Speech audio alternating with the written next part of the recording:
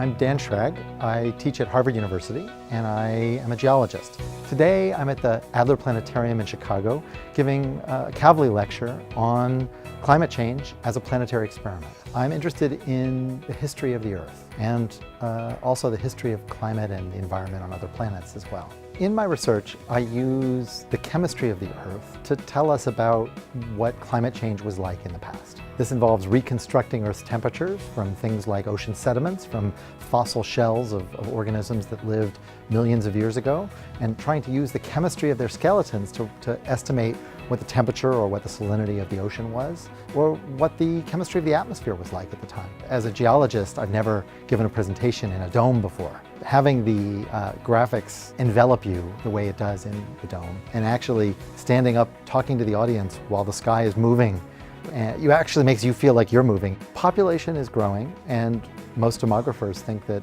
it'll reach 9 or 10 billion by the middle of the century. And the big question is, can we handle that many people? And ultimately, how will those people affect our natural resources and the pollution in the atmosphere and contribute to climate change? I think it's interesting to see what an incredible range of ages there are in the audience and how much they do care about this problem. I think this is a really interesting opportunity to affect people, not just in the audience here at the Adler Planetarium, but also at planetaria all over the world, looking at our neighboring planets, so looking at Mars and looking at Venus, and understanding their climate evolution. It does put the experiment we're doing on the Earth today in some perspective, and I think it does help the audience appreciate the magnitude of the kind of changes that humans are exerting on the planet.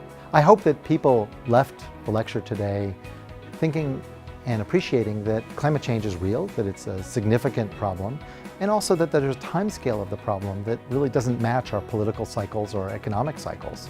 We're dealing with a change to the planet that's going to have consequences for thousands, even tens of thousands of years, and I think we have to all stop and think about the consequences and the time scale of those consequences and rethink the decisions we're making about investments in the world.